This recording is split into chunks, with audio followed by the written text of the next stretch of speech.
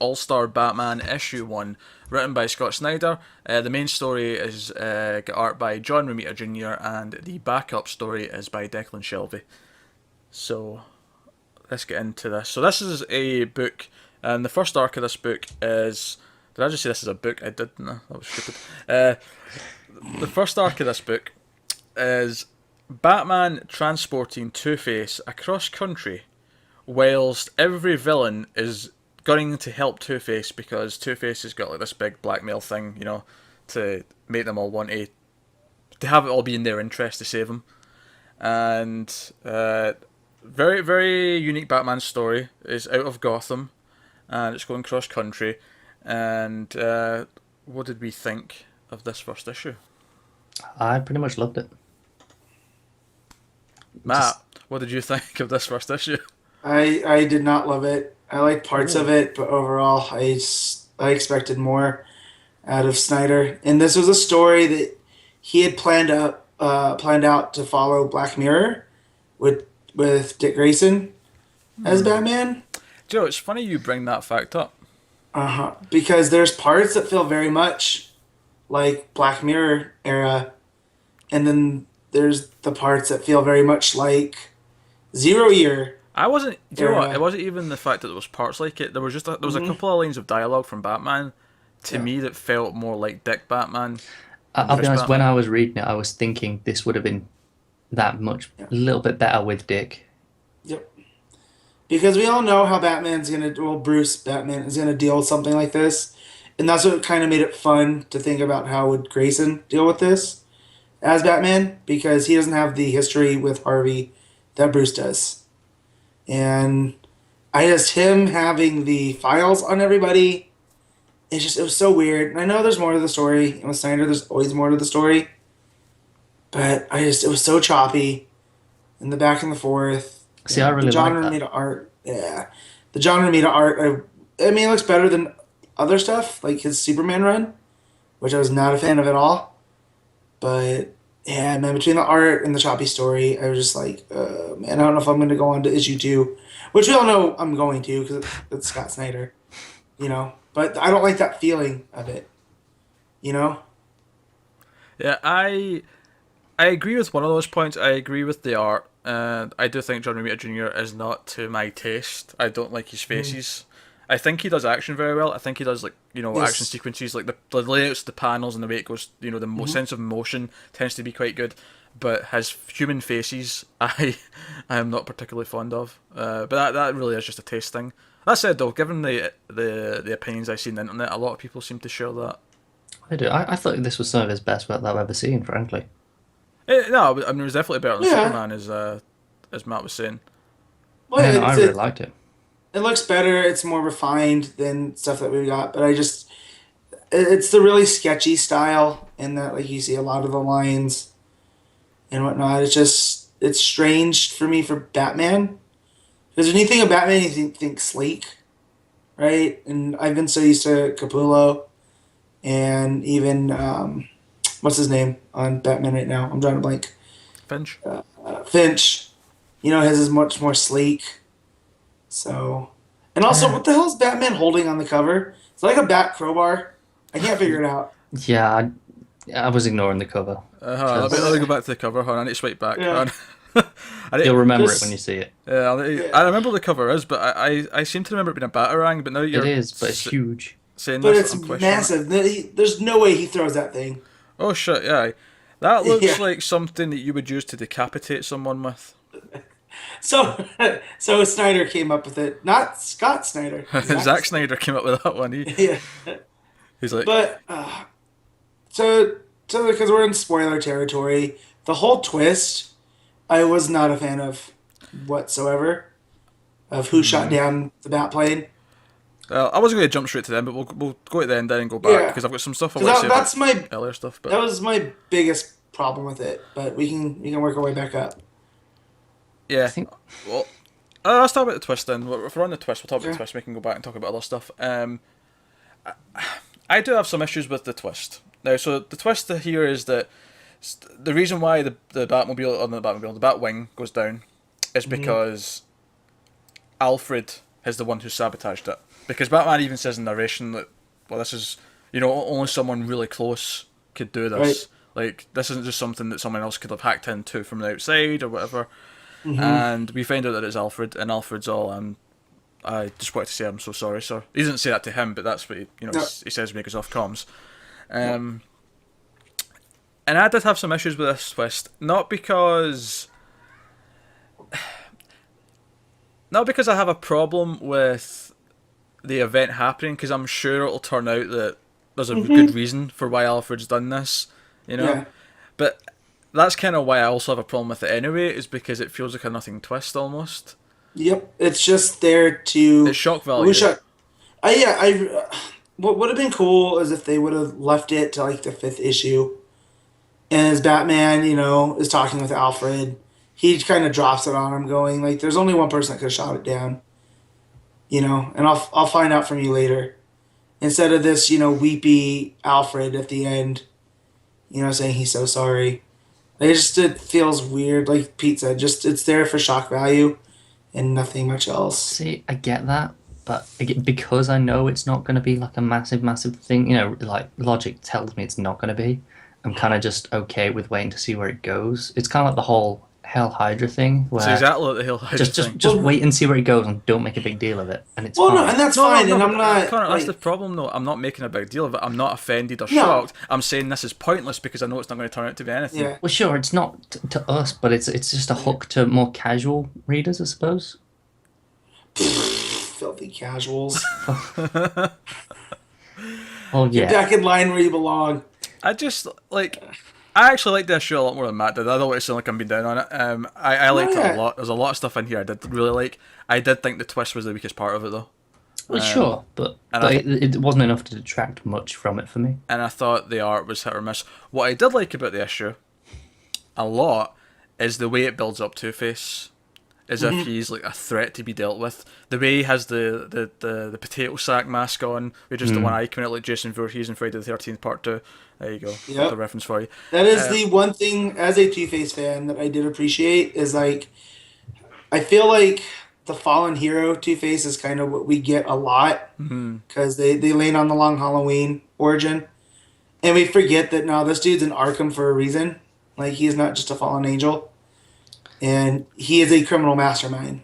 He's you know? also they also play with the schizophrenia here, because he's like, when he's speaking to Batman as Harvey, he's like, he's going to come back soon and you need to deal with it. Like, I like that stuff. I like the build up to him and then the eventual reveal of him like I standing there. love that like, page. Yeah. I think that's the standout page of the issue. Yeah, it probably is. Some other stuff I loved was Batman in a diner. I just like that we're getting some like low tier villains like Firefly and Killer Moth as a It's been a while, hasn't it? yeah. It's like Well, just like stuff to fight this issue. and they seem like frickin' frack because they're both bug themed. One has fire, one has acid.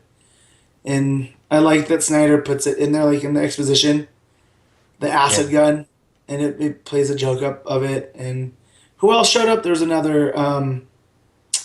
It was like Doc Ock, but for Batman. So it's a character I've never seen before. Black But Spider, I want to say. Yeah, something like that. Black Spider.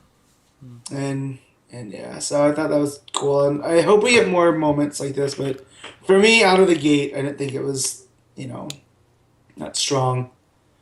I'm sure there'll be tons of villains like popping up throughout this arc. That seems to be the whole focus of the arc, is that all these different villains are going to. This is very much. It feels like a John Carpenter movie, I don't remember that. with them going across country and like all like just this like simple plot. That's what it feels like to me. So I really like that. There was one moment in the fight in the diner though that I didn't like so much, and because he basically stabs one of the guy's arms. I can't remember which one it is. It's either Firefly or Killer Moth. And he like full on stabs him in the arm with a knife, and I thought See, that was I'm not sure he's stabbing that much into the arm, because he's stabbing through the gauntlet that's like dispensing all the acid. Look at the length of the blade. Well, I didn't shoot you. I just grazed you. but You it's still not that bad. It's a bit of a cut. It's through the arm. It's not coming out the other side, I can tell you that. It's on the floor, isn't it? Then it's worse. No, you don't see it. It's You through just the see it going hands. into the arm, and his arm's on the floor. You don't see it go through.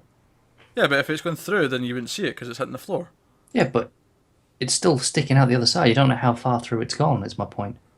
Ay, ay, ay. Oh, jeez, Connor, you just want to defend everything. No, I'm just saying here, you do not know that that knife is all the way through. There is no way of knowing. It looks like a proper stab to me. All right, it felt like a Well, normal at Batman least you thing to didn't do. gut him. You know what I mean? Yeah, I'm just saying. It felt like a normal Batman thing to do. It stuck out to me. It took me out of it for a second, then I was back into it. I did like Batman telling everyone in the diner that no one's going to die today, like a full-on hero. Like none of you are in trouble. Like trust me. And then he takes Yeah, care of the situation. and then the other twist that they're gunning for him now too because they got Two Face's message too. Well, yeah, Yeah. that's later on. Yeah, when we find out Yeah. that he's put this message out, and then they all start coming after him as well. But in the context of that scene on its own, I really like that heroic moment Yeah. of him No, like yeah, telling he's everyone not to worry when they say they're going to start killing people. That was really cool. yeah. Yeah, he's actually acting like a hero, which is Yeah, good to see Batman do. yeah, it's nice. Um, he also managed to vanish in a cornfield with Two Face in front of everyone in broad daylight, like a complete Hey, it's a badass. cornfield. You could dip in there. I could do that there. But the fact, Oh, but the fact alright, that hold it's on. Batman not relying on the shadows, that's what's cool. We need to test this. We're going out to a cornfield, and Connor's going to try and like Batman away from me without me noticing, and we'll see if we can do it. Well, let me just dope up with some like hay fever medicine first. He'll be sneezing and hiccuping like the entire way there, and I'll just know where he is the entire time. I'll have like sonar, and I'll just know where Connor is. Uh, Not sonar, echolocation, Yeah, Pete. like a Oh, bat. I'm so sorry. Oh, oh so sorry. All right, so that's the main story. But no, I really liked all the Two Face stuff. I really liked the plot.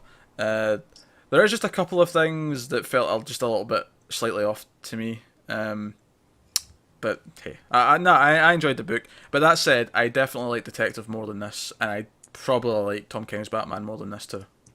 Yep. I think Hmm. Snyder's getting stale with Batman. I would love to see him move on and do some other characters. You know, See, like you can say that, but I also think this is the best Batman he's written probably since before Zero Year.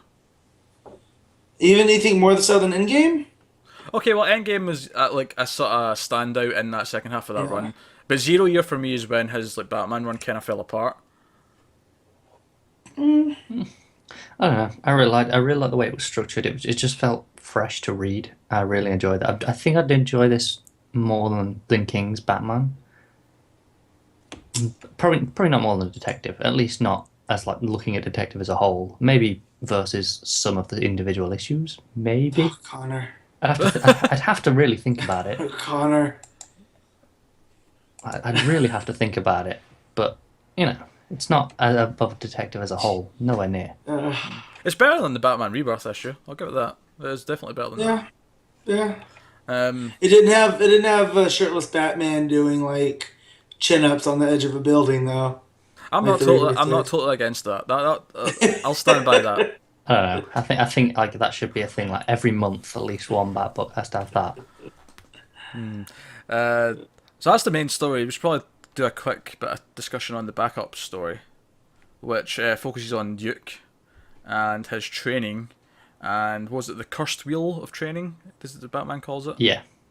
And it's all color coded for different styles, and like the different like sidekicks he's had, all sort of like Batgirl's like falls more into the purple and Dick into the blue, and I like that. That was a nice little touch. There wasn't really much that actually happened in this backup though, other than the explanation of this color wheel, and they seem to be looking for Zaz because Zaz seems to have. At least that's his assumption right now. It could be a twist later that it's someone else, but has mutilated this woman. Um, yeah, I thought it was fine. Oh, oh, Zaz.